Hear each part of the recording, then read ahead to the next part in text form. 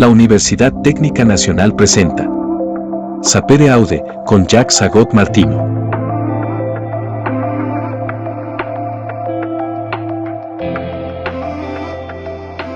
Somos UTN.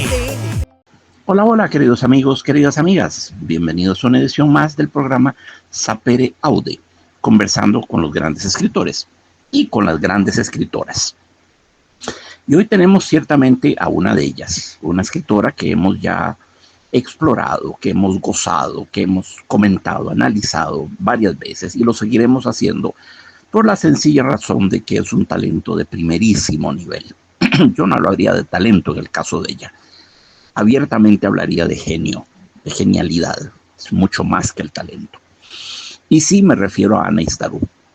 De modo que una vez más vamos a sumergirnos en la honda belleza poética de esta gran, cielo santo, poeta, dramaturga, guionista cinematográfica, actriz de primerísima línea. Es fecunda en genialidad, Ana. Anita, como le digo yo, con mucho cariño. Yo tengo para ustedes un poema muy hermoso, que no tiene título, forma parte del libro Estación de la Fiebre, que fue publicado en 1983 y que Anita reprodujo íntegro todo el poemario de ese libro, lo reprodujo en su antología poética del 2002. Esto es un gesto inusual, ¿verdad?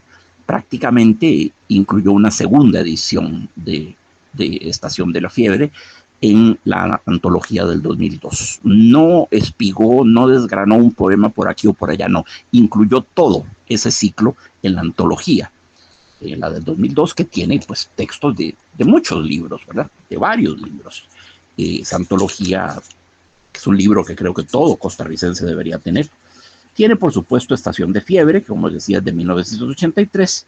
Tiene De Palabra Nueva, que es del 75, Poemas para un día cualquiera, del 77, Poemas Abiertos y otros amaneceres, del 80, La muerte y otros efímeros agravios, del 89, Poemas dispersos, Verbo Madre, del 95. El libro, como les decía, es del 2002, y en él recopila la autora en su integridad Estación de Fiebre. He escogido un poema que es... Todos estos poemas son muy bellos. Es una verdadera dificultad escoger. Se hace difícil escoger entre tantas esplendideces. Me gusta esa palabra. Alguien hubiera hablado de esplendores, pero me gusta esplendideces y además es una palabra castiza. No la estoy inventando. Está en los diccionarios. Voy a leerles el poema maravilloso, y luego vamos a hacer lo de siempre. Vamos a meternos entre los recodos, entre los meandros, en el estuario de esta maravillosa constelación de palabras y de sonoridades que es este poema. Voy a leerlo. Una luna creciente cabalga entre mis piernas. En sus muslos se dora corcel el sol naciente. Que el marido paloma, la ciruela rotunda. Esta esposa que soy, la caracola, la más morena liebre en mi varón se eleva, horizonte me habita de guayaba y de curva, el eje de su cuerpo, de mi cuerpo es el eje, un ébano en dos ramos, una enredada tinta, una luna creciente cabalga entre mis piernas, en mis muslos se dora corcel el sol naciente. Lo voy a leer una vez más. Una luna creciente cabalga entre mis piernas. En sus muslos se dora corcel el sol naciente. Que el marido paloma, la ciruela rotunda. Esta esposa que soy, la caracola. La más morena liebre en mi varón se eleva. Horizonte me habita de guayaba y de curva. El eje de su cuerpo, de mi cuerpo es el eje. Un ébano en dos ramos, una enredada tinta. Una luna creciente cabalga entre mis piernas. En mis muslos se dora corcel el sol naciente.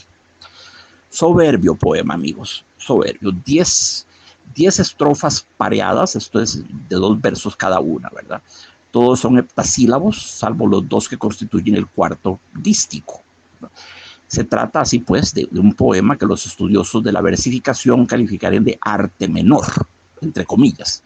El arte menor es cualquier poema cuyos versos tengan 8 o menos sílabas. Podrían incluso no ser más que 2, o por qué no, una sílaba. El arte menor está asociado a la poesía de inspiración popular. El arte mayor, también entre comillas, es el formato poético en el que se usan versos de más de 8 sílabas. El alejandrino español, que tiene 14 sílabas, el alejandrino francés, que tiene 12 sílabas, y el endecasílabo clásico y modernista pertenecen al arte mayor. Los versos largos, ¿verdad? El arte mayor es usado con frecuencia para cantar gestas épicas o celebrar triunfos y ocasiones solemnes y patrióticas. Fue cultivado con fruición, ¿verdad?, entre los siglos XIV y XVI. Corresponden al Renacimiento y el temprano Barroco. El endecasílabo, el verso de 11 sílabas, tiene evidentemente 12 hemistiquios desiguales, ¿verdad?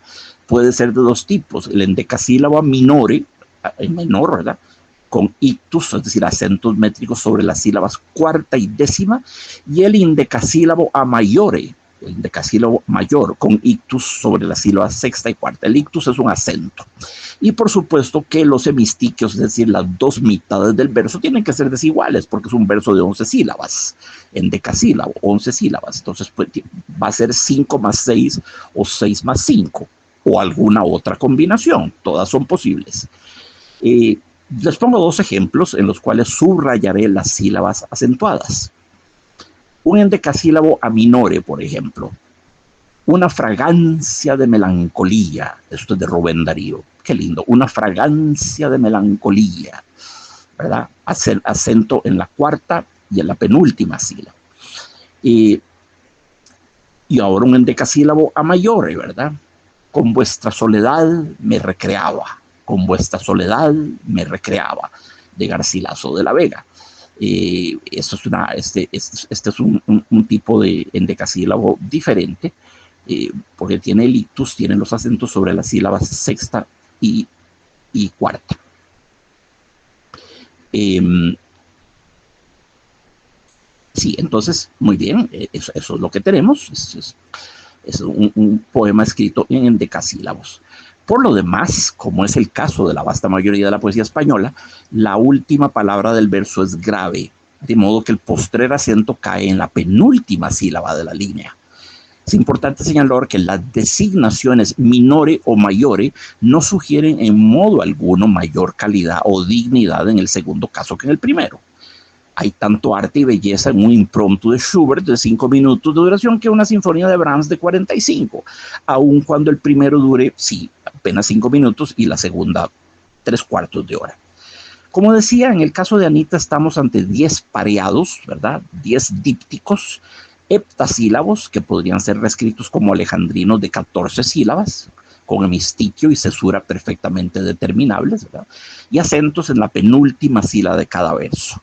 La palabra hoy del séptimo verso es un diptongo, hoy, hoy, el acento sobre la O, y la Y queda suelta. El texto que estamos considerando es la 19ª pieza del ciclo, como ya dije, La Estación de Fiebre de 1983. Y como es el caso en este libro, los poemas no tienen título y se identifican únicamente por su número romano o por su incipit, es decir, sus primeras sílabas, sus primeras palabras. Ya he hablado varias veces sobre el revuelo que este poemario desató en Costa Rica y allende los mares, así como de las improntas de Eunice Odio, la Eunice Odio de los elementos terrestres y el Cantar de los Cantares, ¿verdad?, sobre el libro, sobre la Estación de Fiebre. De modo que no volveremos a explorar este tema. Pues por supuesto que los elementos terrestres de Eunice se nutre de ese texto matricial, ese texto germinal que es el Cantar de los Cantares, ¿verdad?, que es el modelo de toda la poesía erótica posterior. Y a través de Eunice también ese tipo de literatura erótica se expresa de manera gloriosa en La Estación de Fiebre de Anistarú. Entonces cada estrofa que son estrofas de 2 versos, ¿verdad?, constituye una unidad autónoma y completa de significado y termina, como es natural, con un punto y aparte. No hay encabalgamientos entre los pareados, aunque por supuesto sí los hay entre el primer y segundo verso de cada uno de ellos, de cada pareo, ¿verdad? De cada grupito de 2 versos. Ahí sí hay reboce, desborde del sentido de un verso al otro, pero no lo hay nunca entre el verso segundo de un pareado y el primero del siguiente. Entonces son unidades de sentido muy claras, unidades de sentido que se cierran en 2 versos. La siguiente estrofa de 2 versos retoma, es decir, toma un nuevo tema, digámoslo así, está sintáctica y semánticamente diferenciado, distinguido del díptico del grupo de 2 versos del pareado anterior. Entonces Anita recapitula, ¿verdad?, los 2 dísticos al final de su poema con una variante que ya comentaré, ¿verdad? Y me refiero a el comienzo del poema. Una luna creciente cabalga entre mis piernas, en sus muslos se dora corcel el sol naciente. Esos 2 dísticos, para un total de 4 versos, aparecen al principio y al final, lo que le da al poema una forma, digamos, A-B-A, ¿verdad? Sección A, desarrollo en el centro, y termina recapitulando los 4 primeros versos, o sea, los 2 primeros dísticos, 2 más 2, al final reaparecen como según un modelo muy musical, porque la forma A-B-A, la forma tripartita A-B-A, es la más frecuente en la historia de la música, ¿verdad? Muy bien. Entonces, sí, esa recapitulación de los primeros 4 versos al final, pues es una cuestión de arquitectura. Esa recapitulación es la coda del texto, una coda que el texto tenía que ofrecer la misma magnificencia del pórtico. Era importante que la conclusión tuviera la grandeza y la belleza del pórtico para que el poema quedara equilibrado. Esos 4 versos al principio y al final son, como decir, el marco del poema. Porque en efecto, estos versos, versos epifanías los llamaría yo, versos revelaciones los llamaría yo por su belleza excepcional, estos versos hacen que nos embargue la sensación de que la poeta fue una mera amanuense, que aguzó el oído y tomó dictado de fuerzas trascendentes, de voces superiores que hasta ella llegaron. Musas, ángeles, duendes, pues no lo sé. Habría que preguntárselo a Gabriel García Lorca, que era Federico García Lorca, perdón. Y Federico García Lorca era el que hablaba en su mitología muy personal de poeta, hablaba de la musa, el ángel y el duende. Eran los 3 personajes o los 3 componentes que debían visitar al poeta o apoderarse del poeta. Y había diferencias muy fundamentales entre la musa, el ángel y el duende. Y un gran poeta tenía que tener los 3 componentes, una musa, un ángel y un duende. Estos poemas, estos versos tan hermosos, que yo los llamo versos epifanías, bueno, son lo que los teólogos hubieran llamado una infusión extraordinaria, espontánea y gratuita. Así se refieren a menudo a las visiones de San Francisco de Asís. Una infusión extraordinaria, espontánea y gratuita, una revelación, ¿verdad? Algo semejante a una teofanía, una visitación de la gracia divina, digamos, ¿verdad? Anita es perfectamente consciente de la inmensa calidad de estos 2 dísticos, por ello decidió repetirlos al final del poema, ¿verdad? En mucho colabora la musicalidad de este pareo el uso impecable de los heptasílabos.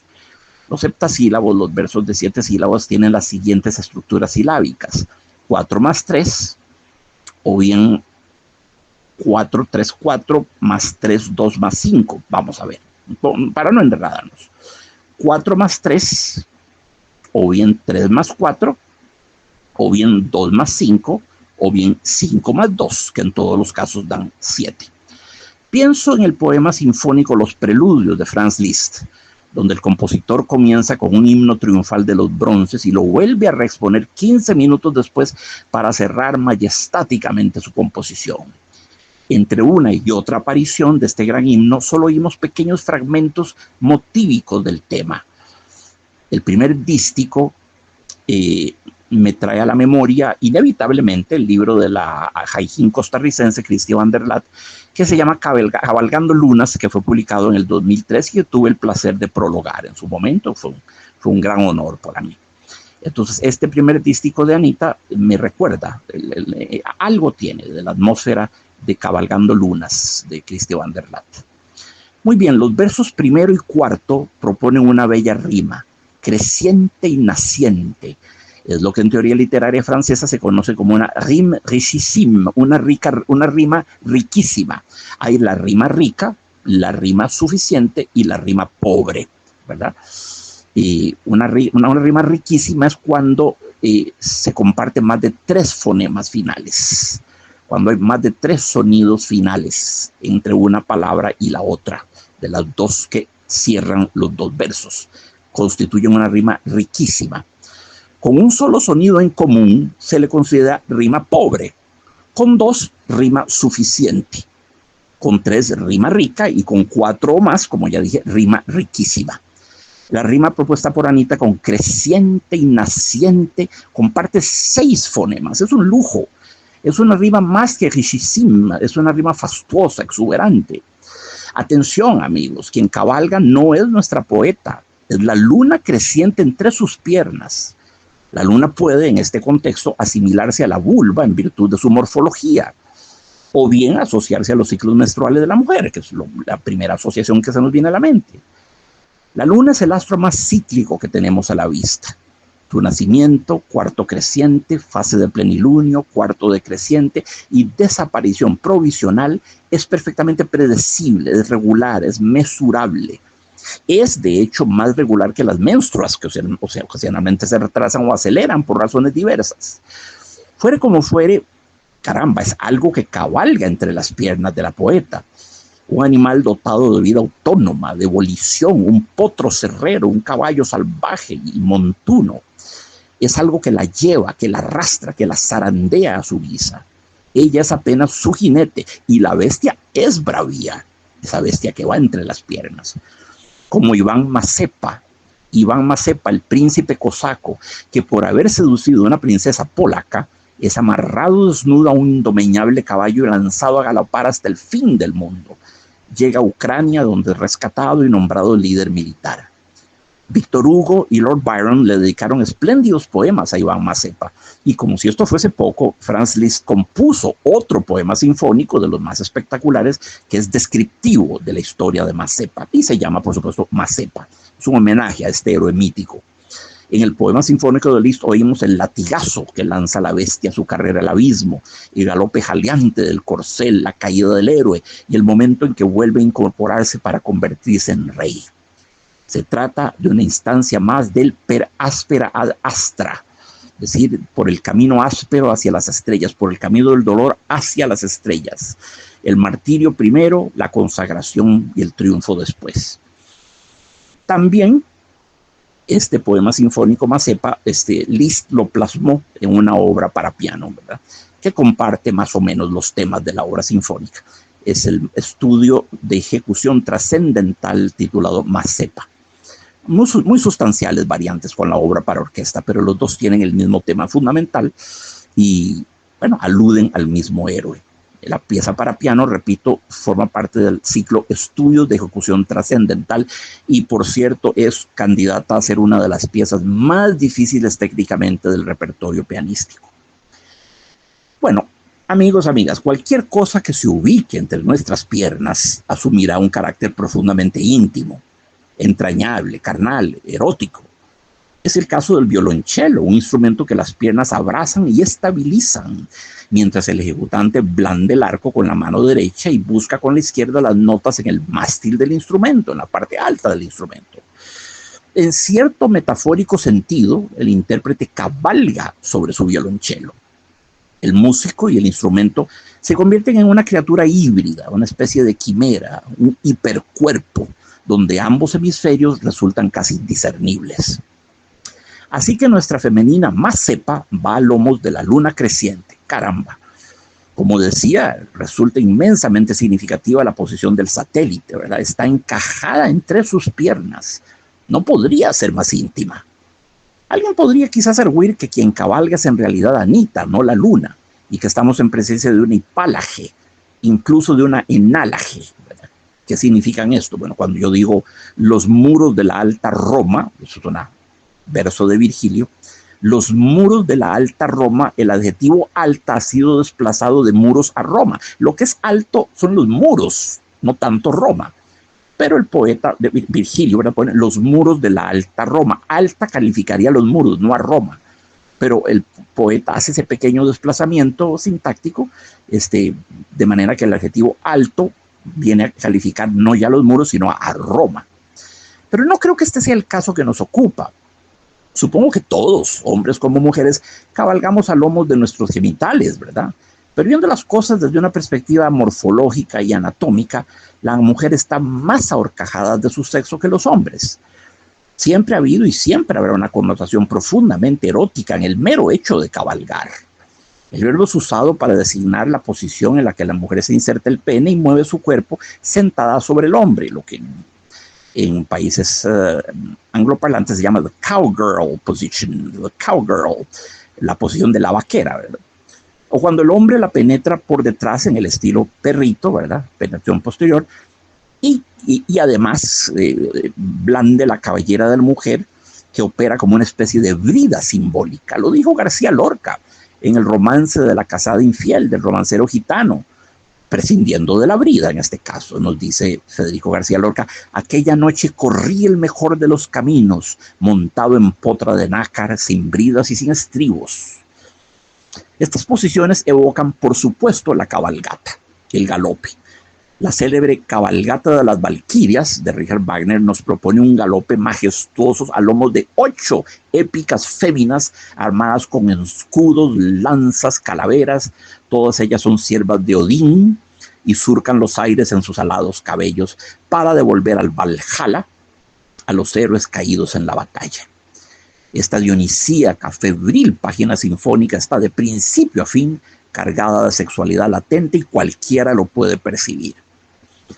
La música es fecunda en piezas y pasajes que sugieren este tipo de movimiento, ¿verdad?, con mayores o menores resonancias sexuales. La cabalgata de la obertura Caballería Ligera de Franz von Suppé, la cabalgata de la obertura Guillermo Tell de Rossini, la cabalgata que cierra la serenata para orquesta en re mayor de Brahms, la alucinante cabalgata de la octava variación de la Rapsodia sobre un tema de Paganini para piano y orquesta de Rachmaninoff, la emocionante cabalgata de la sección central de la polonesa heroica de Chopin, el pasaje análogo en la sección también central de los funerales de Liszt, el Grand Galop Chromatique, gran galope cromático para piano y dos de las variaciones del Totentanz para piano y orquesta, y la cabalgata del ya mencionado poema sinfónico Mazepa del mismo maestro de Liszt, como que Liszt siempre andaba cabalgando. Las cabalgatas de la obertura 1812 de Tchaikovsky y las de la Victoria de Wellington de Beethoven. La demencial plutoniana cabalgata de la carrera hacia el abismo en la obra La condenación de Fausto de Berlioz. La irreprimible cabalgata del poema sinfónico El cazador maldito de César Franck, que se conoce poco y es una obra maestra. Créanme, amigos y amigas, la lista es larga y cada página que evoco es más palpitante que la anterior. En todas ellas se mezclan los imaginarios bélico, fantástico y sexual, de manera que no podría ser más conspicua. Tal diríase que cabalgar, en cualquier contexto en que se haga, es una actividad inherentemente erótica. Lo comprendo, sí, puedo ver por qué se la experimenta y conceptualiza de esta manera. No hace falta ser Sigmund Freud para concebirlo. Añadamos a todo esto que existe incluso una variedad de aria operática específicamente italiana llamada cabaletta. Suele suceder a las arias lentas y líricas.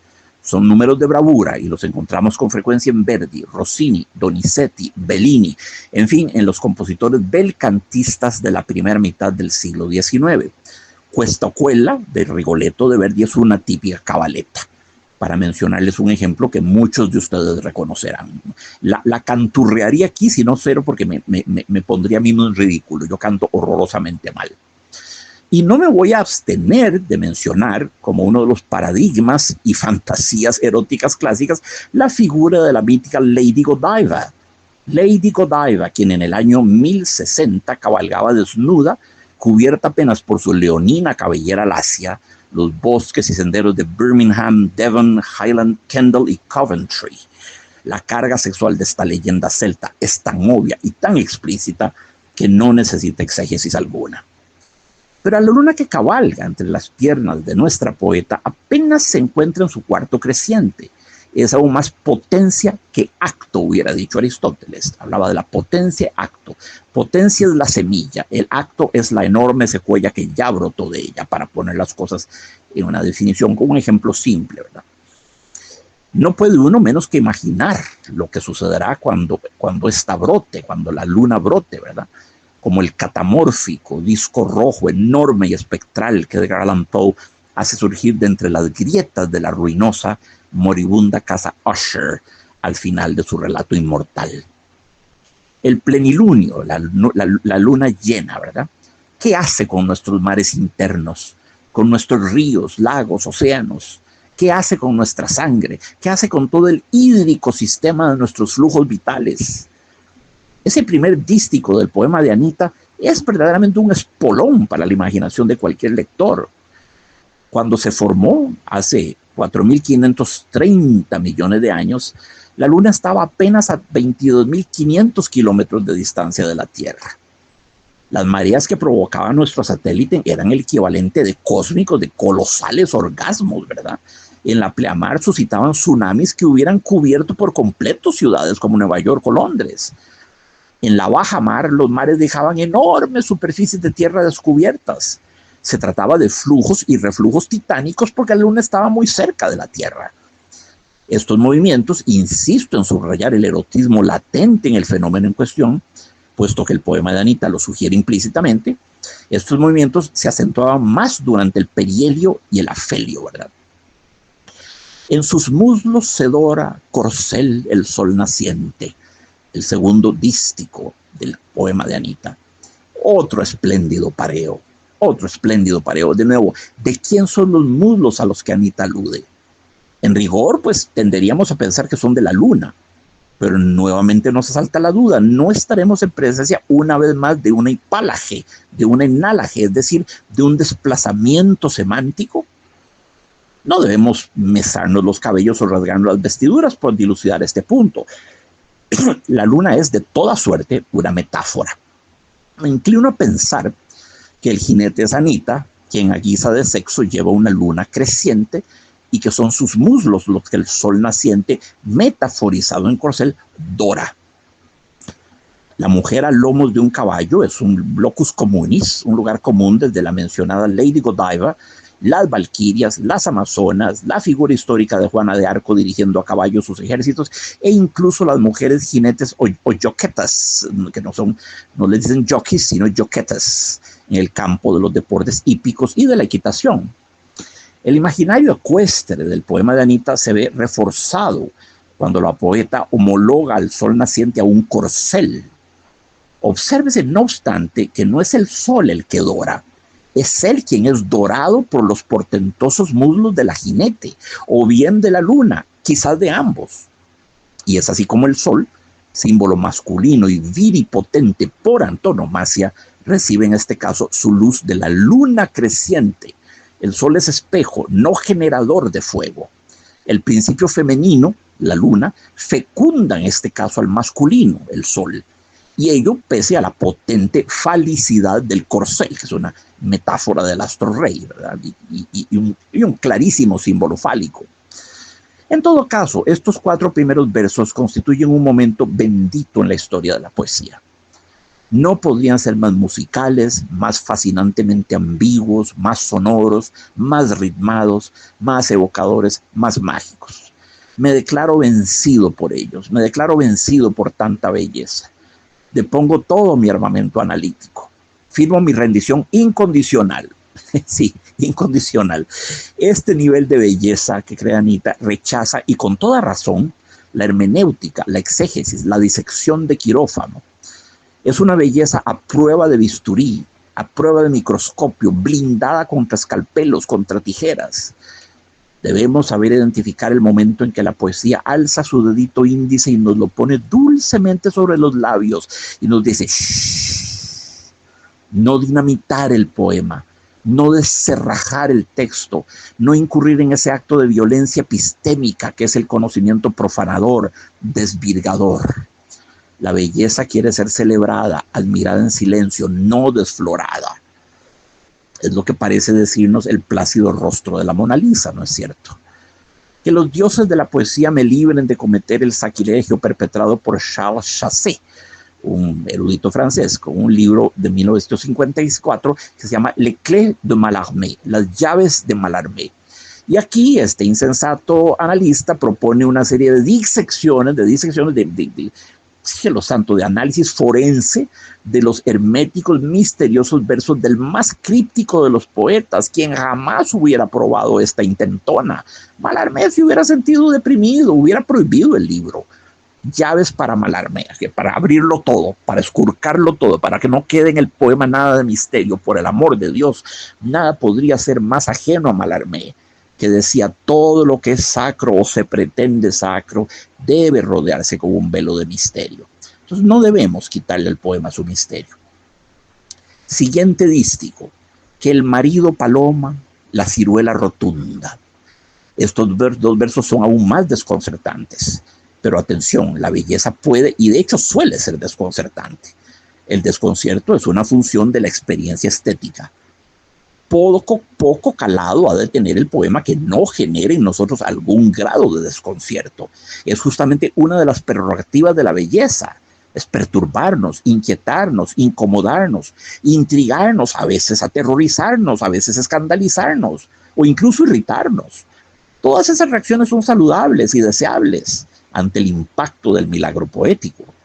Prueban que el artista no es un mueble, no es un florero o un mero objeto ornamental, sino un suscitador de inquietudes.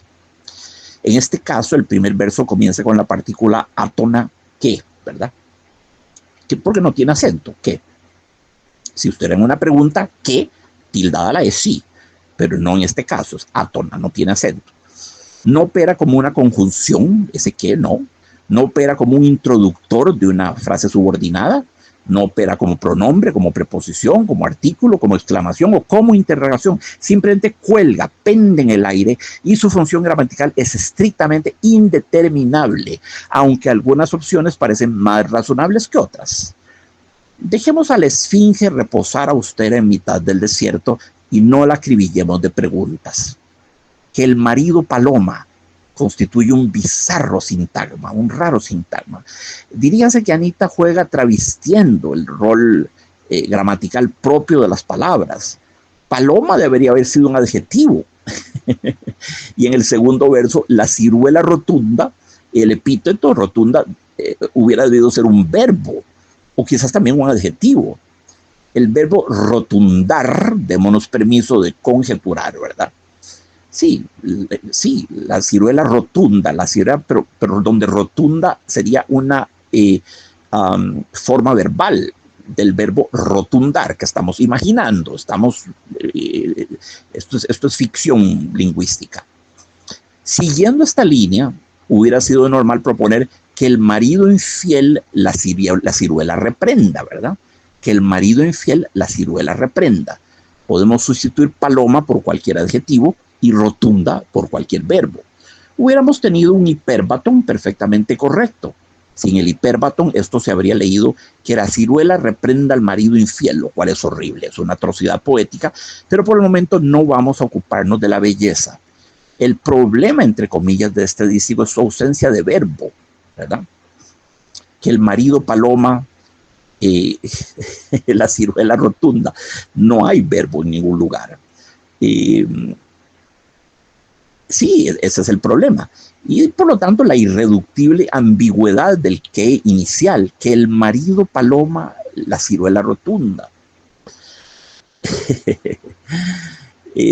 Pero ese es un problema únicamente en términos de inteligibilidad literalista, no en tanto que generación de magia, de hechizo, de hermosura. La inteligibilidad no es una condición de posibilidad de la experiencia estética, no todo tiene que ser inteligible. Tampoco lo es la inteligibilidad un criterio fundamental de la experiencia mística, por ejemplo, o estética, no, de ninguna manera.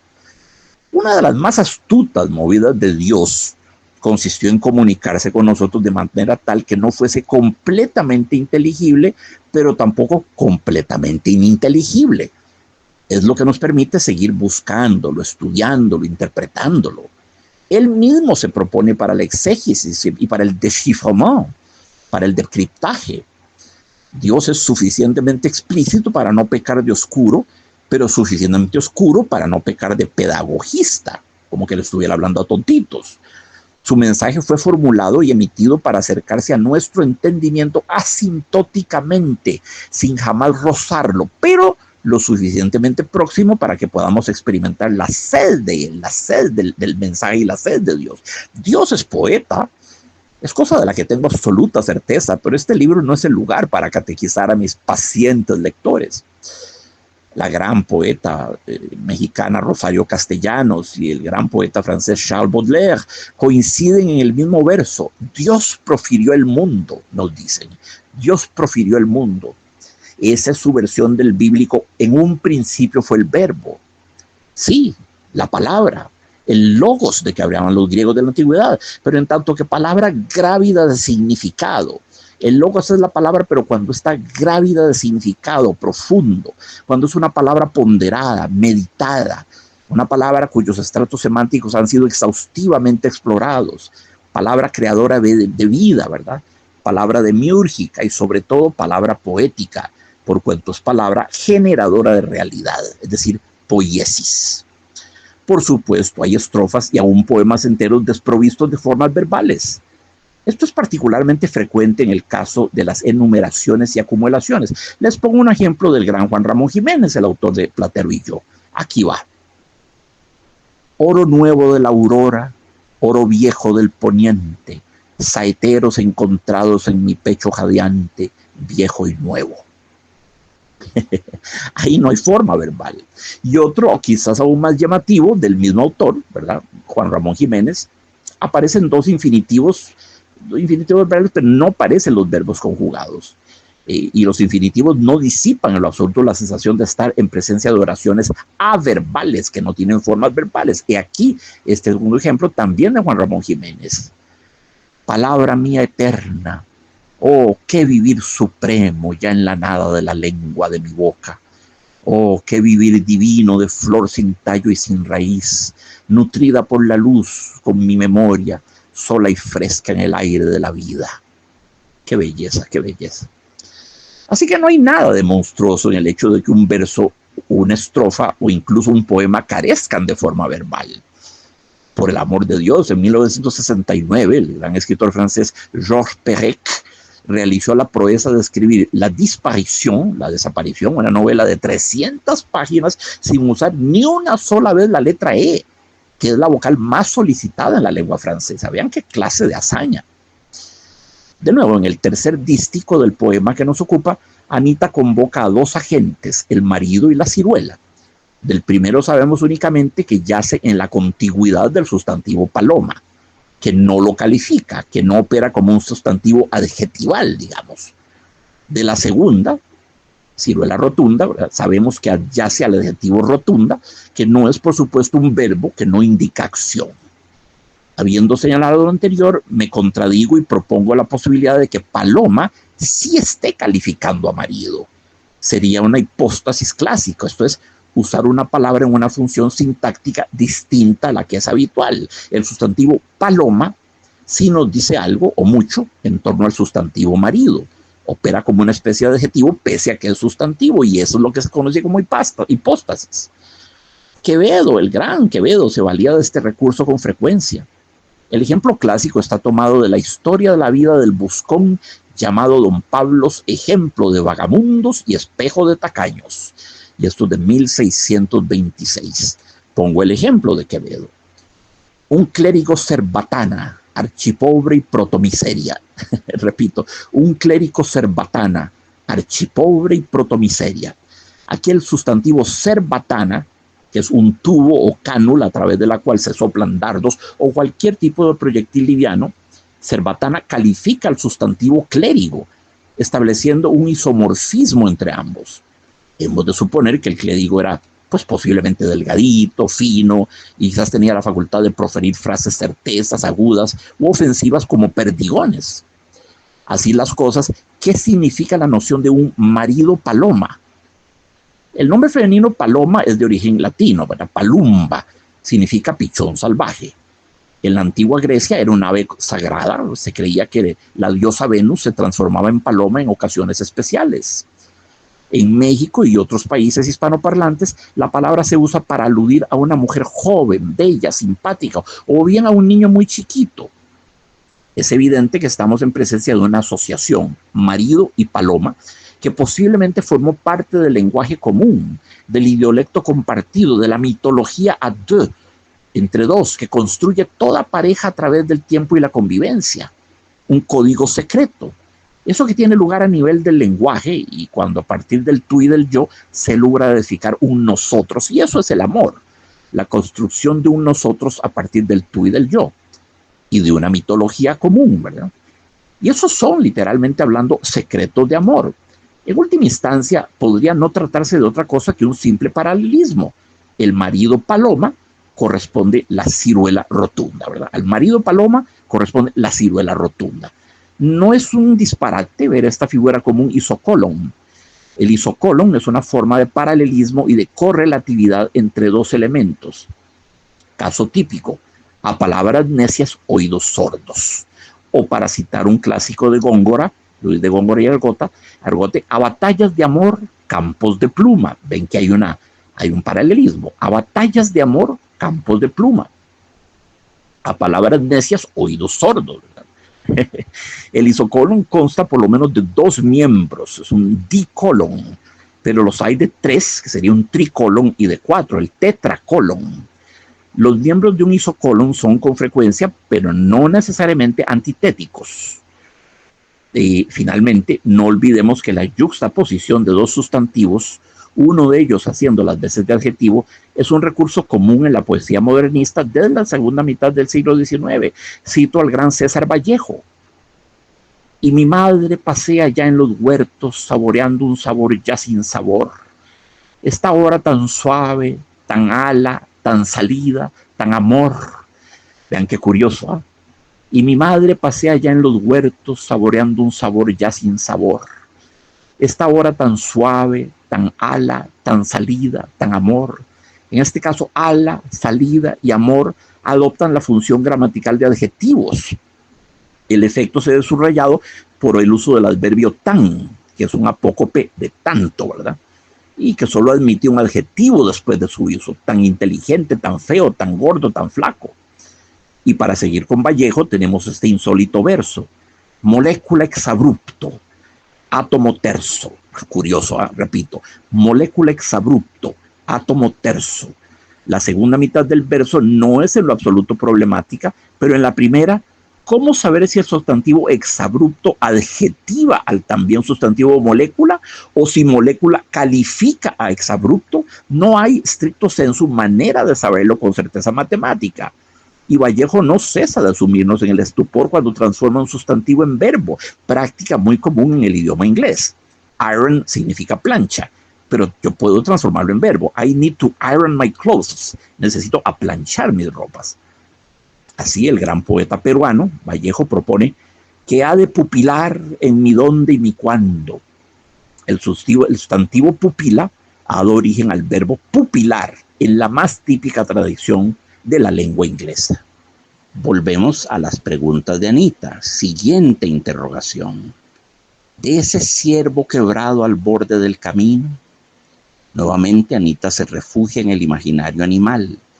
Resulta clarísimo que ese es uno de sus jardines espirituales más placenteros y acogedores. La palabra quebrado nos quiebra el alma. Un ser quebrado, fracturado, tronchado, mutilado, escindido, es quizás peor que muerto. Y además un ciervo, el más bello, apacible, sereno, dulce poblador de los bosques. En varias mitologías el ciervo es representado jalando el sol. Para las tribus del Asia Central, el ciervo transportaba las almas de la tierra al cielo o del cielo a la tierra. Es decir, actuaba como un psicopompo. En los jeroglíficos mayas, el ciervo simbolizaba la sequía. Los indios Panche de Colombia tienen estricta prohibición de comer carne de ciervo, pues en su sistema de creencias las almas de los muertos se encarnan en los ciervos. Los aztecas representaban a la primera mujer divinizada, la madre de los héroes gemelos, como un ciervo de dos cabezas que era usado cual talismán en la guerra. El príncipe de la Bella y la Bestia es castigado con su horripilante aspecto por haber cometido el pecado consistente en matar a un ciervo durante una de sus jornadas de caza. El ciervo es un animal rico en valencias simbólicas y frecuente en diversas mitologías, pero Anita visualiza a su madre como un ciervo quebrado al borde del camino, posiblemente un ciervo atropellado en la carretera. Es un percance frecuente en los países donde abundan estos animales. No dice que esté muerto, tan solo quebrado, es decir, que agoniza a la vera del camino como un pobre perro al que un carro hubiese aplastado y al que nadie se detiene a prestar ayuda. Es un cuadro tremendamente lacerante, que con frecuencia se ve en nuestras carreteras. Todas estas visiones están llenas de patos, de sentimiento, de dolor. La invocación a los animales puede tener una razón de ser bastante simple. Para la mayoría de los niños, en un país como Costa Rica, es la muerte de la mascota doméstica la que primero nos hace enfrentar a la gran segadora, a la parca. La muerte del perrito, del gatito o del conejo, del perico, funge como iniciadora del niño en la propedéutica de la muerte. Y cómo se lloran esas primeras mascotas que la muerte nos arrebata, a veces de las maneras más crueles del mundo. Pero seamos muy fácticos. Esto que digo vale de Costa Rica. Hay muchísimos lugares en el mundo donde los niños son iniciados en la muerte por una bomba, por una ráfaga de ametralladora o explosivo que nihiliza a su familia entera, o por una hambruna que aniquiló a padre y madre, o porque la ciencia médica no ha llevado a sus latitudes los fármacos descubiertos hace décadas para curar enfermedades letales. Como ya mencioné en capítulo anterior, en Zimbabue, una mujer tiene 4 veces más posibilidades de ser violada o morir de SIDA que de aprender a leer.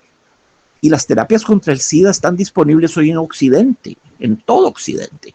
Aún así, el SIDA sigue matando a 700,000 personas cada año. En el mundo en que vivimos hay un médico por cada 20 soldados. Esto es besania, demencia, lo propio de una especie maldita que no merece seguir en la tierra y que quizás haría bien en autoaniquilarse de una vez por todas. Todavía tenemos que Donald Trump, el inquilino de la Casa Blanca, corta las contribuciones, los presupuestos para la investigación en el terreno del SIDA, corta la ayuda médica a los países de África, conspira contra la Organización Mundial de la Salud, corta todo el dinero invertido en la ciencia médica, en la research, en la investigación. Bueno, no comento al respecto porque eso nos llevaría por andurriales muy ajenos a este bello poema. Siguiente pregunta del poema. ¿Y ese trozo de grito que no atina a abrirse paso por el cuello? Ah, bella concepción, un trozo de grito. Le confiere al alarido una materialidad muy tangible, muy concreta, y esto la hace memorable.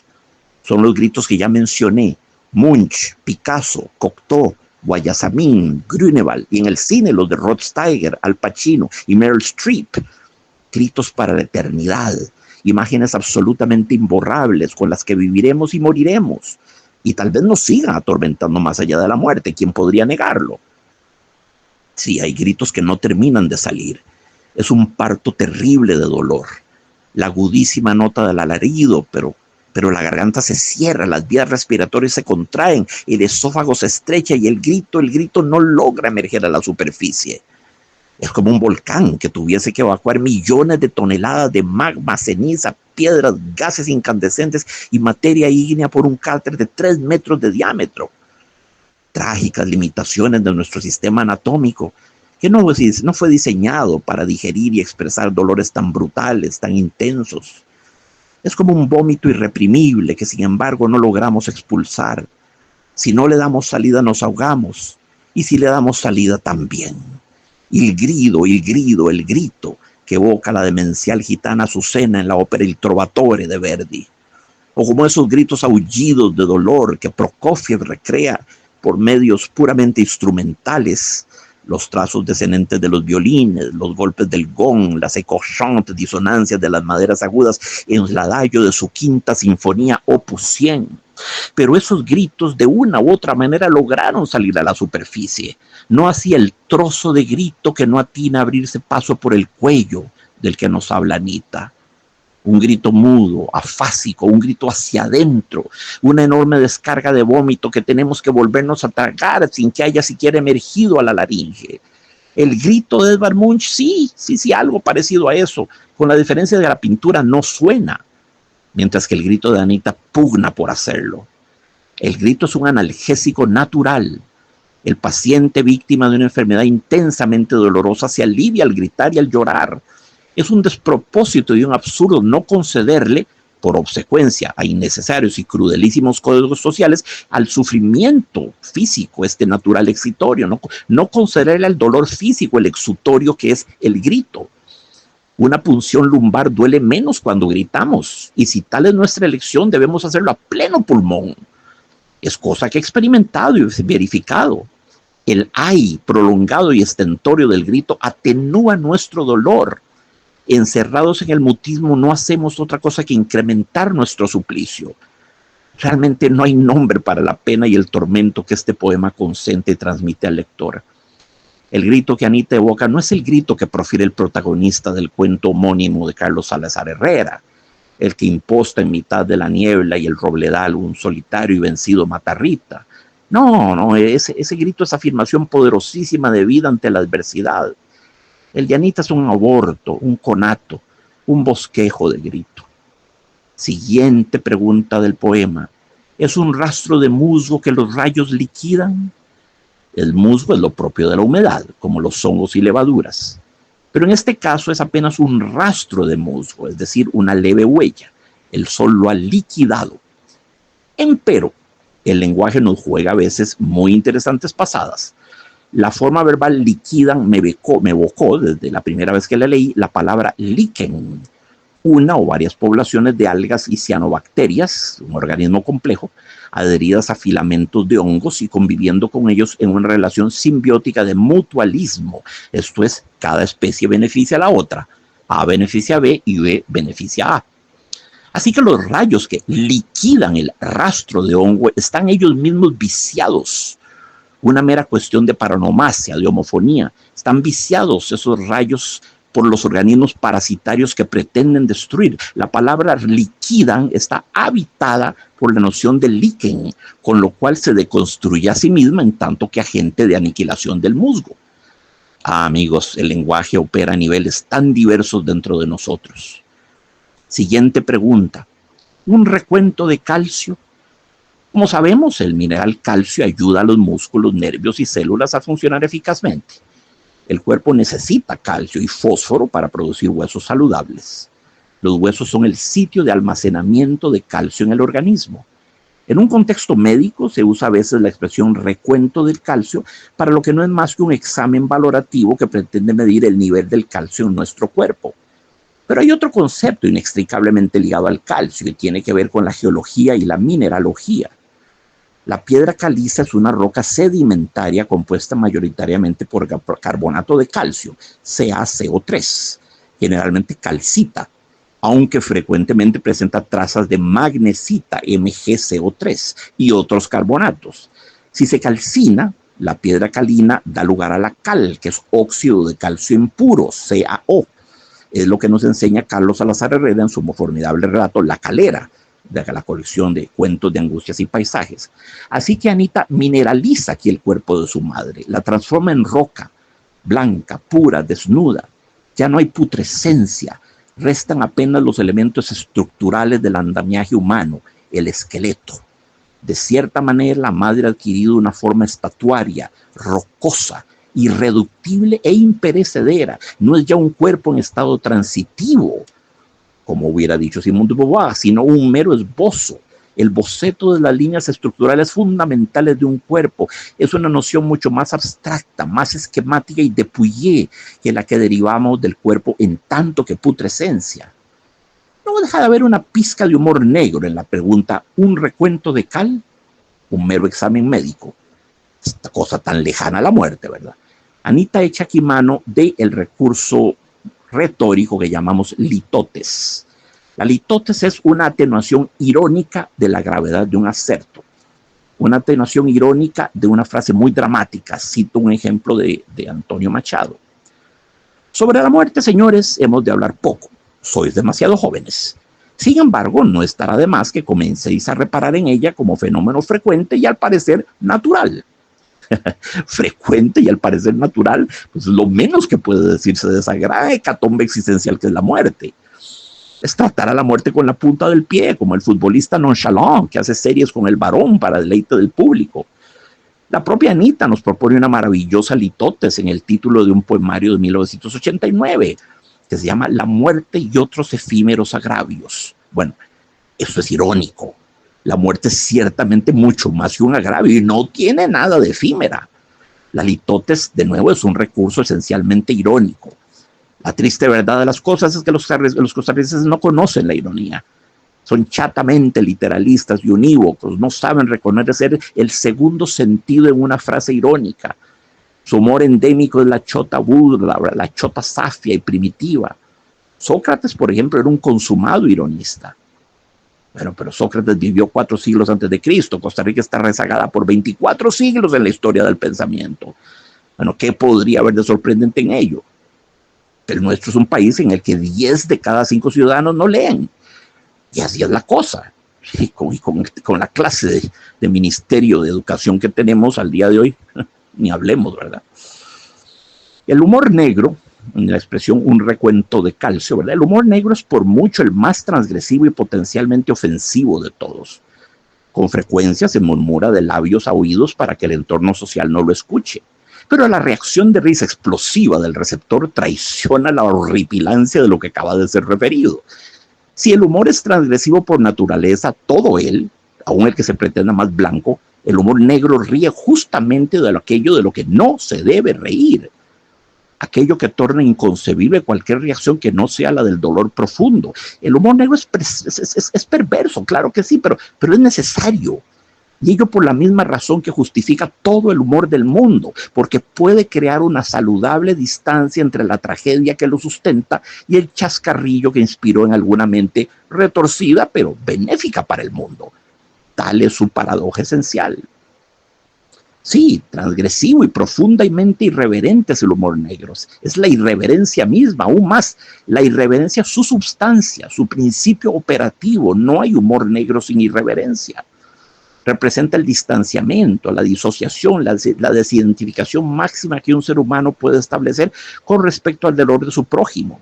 Despreciable, pues tal vez, pero el mundo ha menester de él. Tiene un efecto analgésico, salutífero y liberador, sin el que no podríamos vivir. Es un mal necesario y a fe mía, el humor negro puede ser divertidísimo. El humor negro es también conocido en los países angloparlantes como black comedy, black humor, dark comedy, morbid humor o gallows humor, que significa humor de patíbulo. En efecto, la morbosidad es uno de sus elementos constitutivos. Tiene ese punto en común con la literatura de terror. El humor negro está cebado en todo lo que consideramos tabú.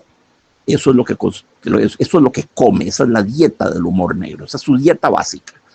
Cuanto más terribles y dolientes sean los temas que corrompe, mayor es el impacto del humor negro. Los escritores y comediantes echan manos de él para abordar temas obscenos y provocar en el lector o oyente una reacción de incomodidad, serias consideraciones éticas y en última instancia risa y diversión. Los temas más socorridos en el humor negro son la muerte, la violencia, la discriminación, la enfermedad, las discapacidades, las mutilaciones y la sexualidad humana. Si el término humor negro es relativamente amplio y temáticamente inclusivo, la expresión inglesa gallows humor se focaliza en la muerte o en situaciones que la simulan. El humor negro coincide a menudo con el humor grotesco. La práctica del humor negro se remonta a las comedias de Aristófanes, escritas durante el siglo IV a.C. El término humor negro fue acuñado por el papa del surrealismo André Breton en 1935 con ocasión de un ensayo que publicó sobre Jonathan Swift y cuyo propósito era, como todo lo que escribió, anexar al pobre Swift al movimiento surrealista avant la lettre.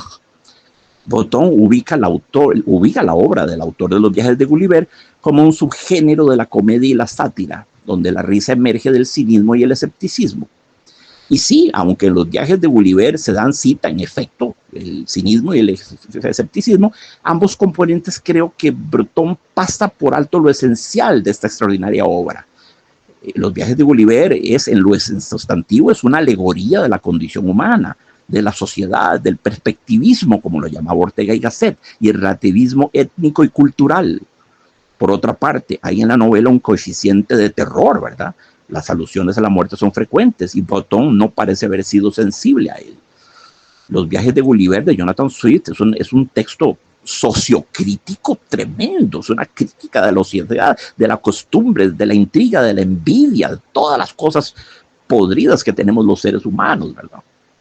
Botton creó el término humor negro en su Anthologie de l'humour noir, primera edición de 1940, con 45 autores antologados, segunda edición de 1966, sustantivamente ampliada. La primera edición de esta antología del humor negro fue prohibida por el régimen nazi de Vichy. Botton elabora un profuso prólogo en el que se remonta a Rimbaud y su último poema, Le Rêve, de la serie La Chambre de Nuit, y luego acredita a Jonathan Swift como el creador del humor negro y del gallows humor, particularmente sus piezas Directions to Servants, de 1731, A Modest Proposal, de 1729, y Meditation upon a Broomstick, de 1710, y a una serie de aforismos. De nuevo, me resulta imposible refrendar la etiología que Botton propone del humor negro. Todo François Rabelais, y estamos hablando del siglo XVI, está lleno de humor negro, aunque en sus escritos predomine el humor escatológico. Por otra parte, la celebérrima Ballade des Pendus, la balada de los colgados de Villon, y ahí estamos en el siglo XV, resume un humor negro trágico y profundamente estremecedor. La novela picaresca española y aún las canciones de gesta proponen también ejemplos de humor negro en medio del patos épico que las caracteriza. El humor negro es una de las más fascinantes paradojas que el ser humano ha creado. Una manera de sacarle la lengua al diablo y reír a carcajadas en su propia cara. Es jugar con fuego, es profanar lo sacro, es hacerle una mueca a Dios. Tiene una dimensión blasfematoria cuando se aplica al mundo eclesiástico, a la fe y a las religiones. Fue lo que generó precisamente la masacre de Charlie Hebdo, perpetrada el 7 de enero de 2015 por dos psicópatas, dos abyectos asesinos, que procedieron con la certeza de que morir en su cruzada les garantizaba ir a morar en el jardín de Alá por toda la eternidad. Pero muertos están, y tengo la certeza de que si algún jardín han habitado, ese al que abonaron con sus pútridos despojos mortales. Pero entendámonos, lo que Anita incorpora en este poema es apenas una cantidad ínfima de humor negro, una pincelada aplicada con un pincel de una sola hebra, como los que a menudo usaban Remedios Varo y Leonora Carrington. No ríe, sonríe, lo cual es muy diferente. No se mofa del cadáver de su madre. De hecho, el humor iría más bien dirigido a los forenses e investigadores que el día menos pensado deciden exhumar un cadáver célebre para encontrar en sus despojos los residuos de algún supuesto veneno o extraer el ADN para comprobar, desmentir la paternidad de un niño cuya madre pretende haber sido fecundada por el difunto. Como ya lo dije, ningún tipo de humor, que los hay de las más diversas índoles, es residente habitual de la poesía y la música. Son malos vehículos para el humor, la poesía y la música. Sin embargo, el diapasón sensible de Anita es tan vasto que en su obra poética podemos encontrar pequeñas expresiones irónicas que apuntan a un humor generalmente negro, que es el más valioso de todos. El humor es propio de las grandes inteligencias. Los tontos suelen carecer de este atributo. Siguiente pregunta del poema. ¿Un pájaro de escombro? Anita pone en uso de manera muy sagaz las antinomias en esta avalancha de preguntas. Generalmente uno de los términos de la comparación es noble, pero el segundo viene a corromperlo. Veamos. El viento es un concepto inherentemente hermoso, pero nuestro poeta lo pervierte al adjuntarle que se pudre, ¿verdad? Viento que se pudre. La carabela es muy bella, pero no carcomida. El animal que ruge es épico, pero no cuando espera o es atravesado por una bala. Una bestia menuda puede incluso ser enternecedora, pero no en pleno proceso de asfixia. El niño que golpea por salir del vientre de la madre es una imagen sublime, pero no si metaforiza el horror de un cuerpo enterrado vivo que pugna desesperadamente por salir a la superficie. El ciervo es un bello animal cargado de todas las positivas valencias simbólicas que mencioné, pero no cuando está quebrado, ahí vale muy poco, ¿verdad? El grito puede ser espléndido y catártico, pero no si no logra abrirse paso por el cuello. El rastro del musgo es hermoso, pero no cuando los rayos de luz vienen a secarlo. El calcio es una materia derivada de la piedra caliza, que tantas residencias ofreció al hombre hace 30.000 años, pero no cuando se ve reducido a un recuento. Finalmente, el pájaro es una criatura intrínsecamente poética, pero no si está hecho de escombro. Así Anita sigue al pie de la letra el patrón que dispuso para este peculiarísimo poema. El primer enunciado de cada pregunta es inherentemente noble, pero el segundo se apresura a desvalorizarlo, a ofrecerlo de él una versión degradada y malherida. El pájaro de escombro es una imagen particularmente fuerte. Todos sabemos un poco más o menos lo que las aves significan en las mitologías de diversas civilizaciones. En la tradición judeocristiana está relacionado al Espíritu Santo. Cuando vemos los grandes cuadros religiosos de la Edad Media, el Renacimiento y el Barroco, observamos que envuelto en un haz de luz que cae diagonalmente desde el ángulo superior del lecho del cuadro, se ve a un ave, generalmente una paloma, que representa al Espíritu Santo. Aún en el mundo de los sonidos, si escuchamos el Et Incarnatus y el Benedictus de la Misa Solemne de Beethoven, percibiremos las discretas líneas descendentes o los trinos de la flauta o el violín que recrean musicalmente el deslizamiento del Espíritu Santo bajo forma de ave. Por lo demás, este es un locus communis, un lugar común en toda la pintura religiosa de Occidente. La noción del Espíritu Santo como mujer proviene del punto de vista pagano, según el cual Dios fue una vez mujer antes de que los patriarcas de Israel secuestraran la religión del pueblo e hicieran de él un hombre. Ello en tiempos del rey Josías, esto es entre el año 648 y 609 antes de Cristo. Ello no obstante, los creyentes mantuvieron la deidad femenina en la forma de Shekinah, que en hebreo es el nombre para el Espíritu Santo. Shekinah era llamada Asera en la teología cananea y era una diosa de la fertilidad y la consorte de Jehová. Se decía que Jehová y Shekinah se encontraban en el lugar santísimo cada viernes en la noche cuando empezaba el Sabbat y actuaban, escenificaban el cantar de los cantares de Salomón en un encuentro sexual. Y cielo santo, significar el cantar de los cantares de Salomón es mucho porque el cantar de los cantares es un texto matricial de toda la poesía erótica del mundo y es maravilloso como tal, ¿verdad? Así que lo de pájaro en el poema de Anita apuntaba a algo bello y más aún sagrado, pero cuando nos enteramos de que está hecho de escombro, se nos cae al suelo la imagen. Y es así, de esta antinómica manera, que Anita procede de forma perversamente metódica a desinflar todas nuestras expectativas. Por escombro entendemos el material desechado después de la construcción, remodelación o demolición de un edificio. Es evidentísimamente un símbolo de muerte, de algo cadaveroso, que ya no tiene utilidad alguna. El huracán dejó la ciudad devastada y llena de escombros, titular periodístico. Los escombros son residuos irreciclables e inutilizables. Es en todo caso lo que típicamente sucede en una catástrofe natural o antropogénica.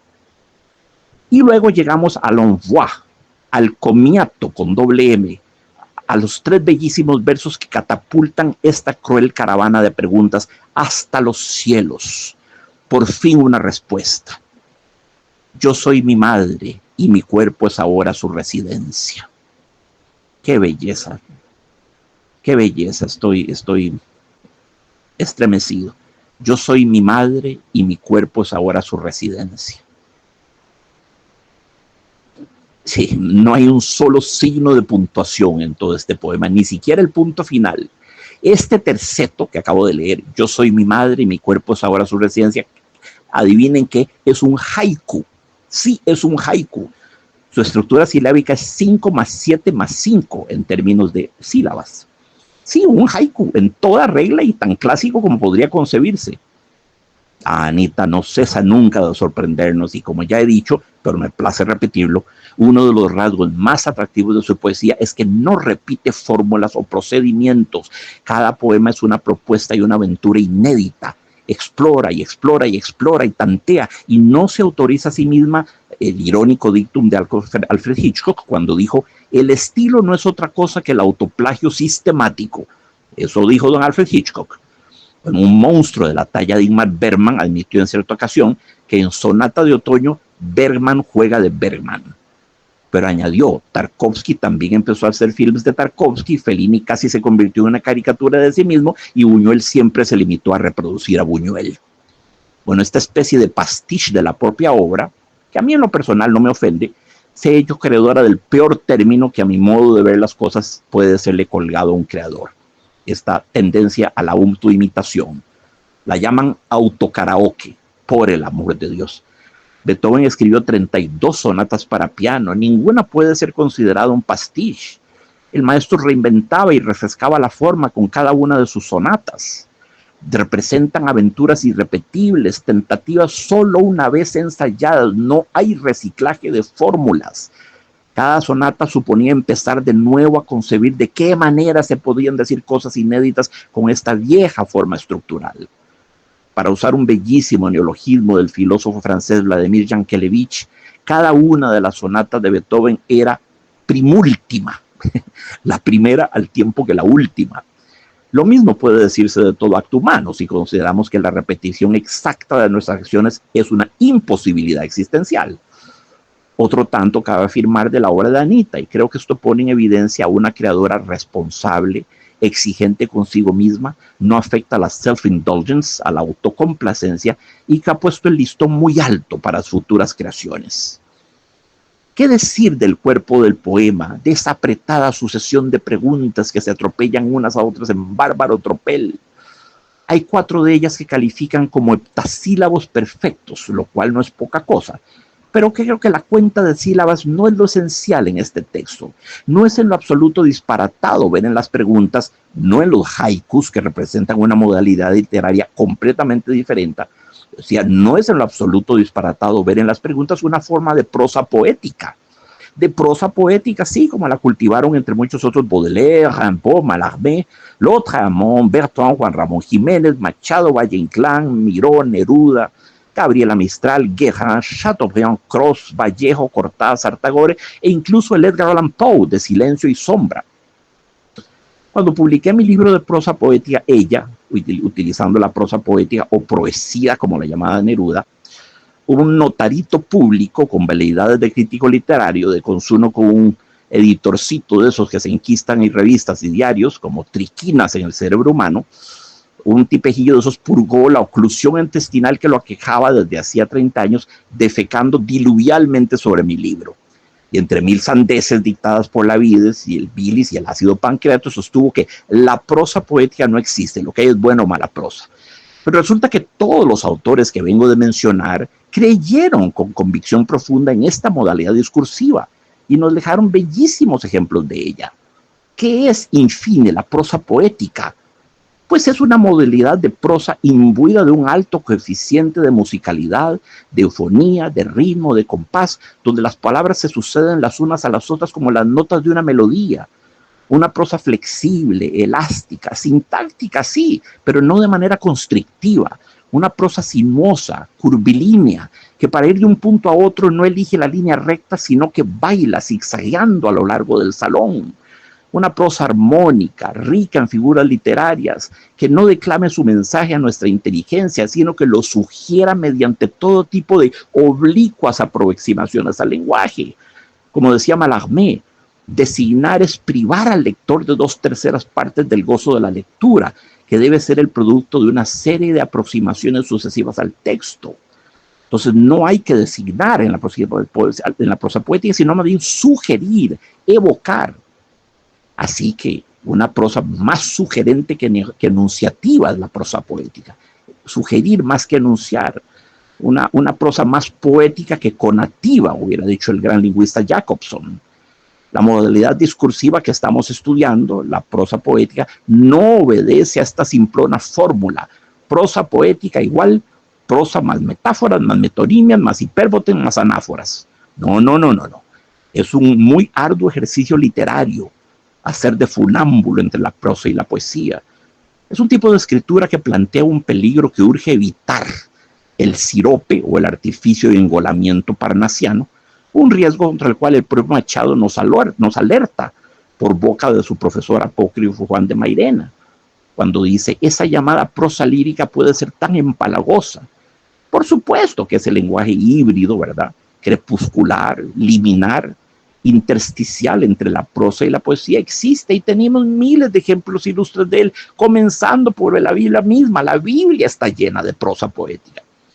Pero bueno, amigos y amigas, esas cosas suceden en Costa Rica, ¿verdad? Un proctólogo, vendedor de jocotes, empleado de pompas fúnebres, juntabolas o destacador de inodoros y taques sépticos, se autoproclama un día cualquiera crítico literario, firma el acta de defunción de la prosa poética y como tal pasa la historia. Cierro el paréntesis. Ese es nuestro país y con eso tenemos que vivir. Volvemos al poema. Si consideramos la retahíla de preguntas que constituyen el grueso del texto, repito, que esta obra bien podría ser considerada poesía en prosa o prosa poética. Salvo por el haiku conclusivo, el texto no asume la disposición columnar vertical propia de un poema. Y por enésima vez sostengo, un poema no solo existe para ser leído o escuchado, sino para ser visto. La disposición del texto sobre la página no difiere en lo absoluto de uno de los Petits Poèmes en prose de Le Spleen de Paris de Baudelaire, salvo por la falta de puntuación y de mayúsculas. Pero claro, al hacer su triunfal entrada el haiku, la poesía recobra todos sus derechos. Es hondo, conmovedor y épico este terceto conclusivo. Yo soy mi madre y mi cuerpo es ahora su elemento. Y atención, que Anita deja espacio, un amplio espacio entre la catarata de preguntas y ese haiku final. Como si se tratase de un fenómeno de transmigración, la hija acoge en su ser a la madre, la protege, la acuna, la hunde en lo más profundo de su ser, ahí donde ya nadie puede hacerle daño. Se convierte en su madre, madre de su madre, sí. Asistimos aquí a lo más cerca que un ser humano jamás estará de habitar a otro. Anita es la hospedera, la anfitriona y su madre es la huésped. Son seres consustanciales, animados por el mismo espíritu. Eso es lo que con mayor o menor éxito todos procuramos hacer con los seres que hemos perdido, ¿verdad? Integrarlos, meternos dentro del pecho, por lo menos en la dimensión del mundo que nuestros sentidos nos permiten constatar. Cuando al día siguiente del bestial asesinato de mi querida amiga Viviana Gallardo, que fue mi mejor amiga durante los 11 años de escuela y colegio y 2 años de universidad, cuando visité a su madre Vilma, y se debatía la pobre entre un enjambre de paparazzi, de policías y de fisgones, me dijo algo que recordaré mientras viva. Vilma me dijo: vieras qué raro, vieras qué curioso, Jack.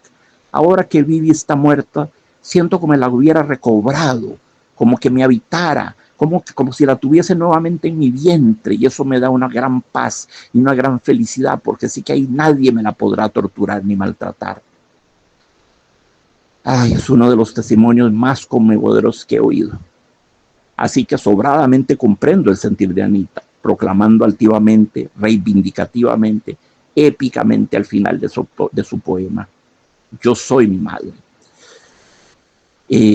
Esta frase le ha sido atribuida falsamente a Zorrilla, el autor de Don Juan, ¿verdad? Pero eso poco importa. Los muertos que matasteis gozan de buena salud.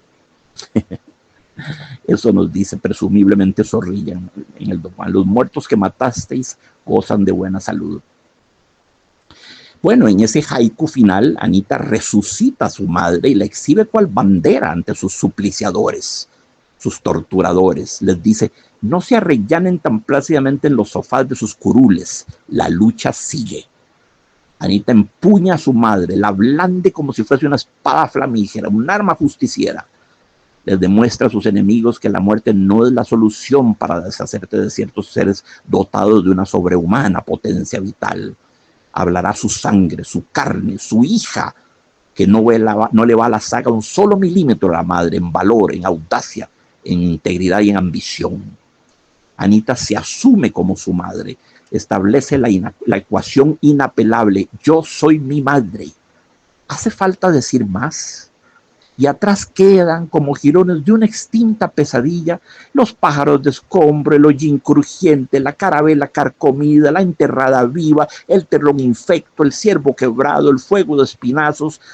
Todo eso ya forma parte de lo que Omar Khayyam llamaba los 7000 años del ayer. ¿Qué queda? Bueno, resta tan solo el hic et nunc, el aquí y el ahora, y en esta dimensión del ser, nuestra poeta es el elemento en que mora su madre, La noción de elemento es fundamental porque nos trae a la mente el mundo acuático intrauterino. Es una sublime inversión de roles. La hija es ahora madre de su madre y la lleva adentro como ésta alguna vez la llevó a ella. Soberbio poema de Anistarú.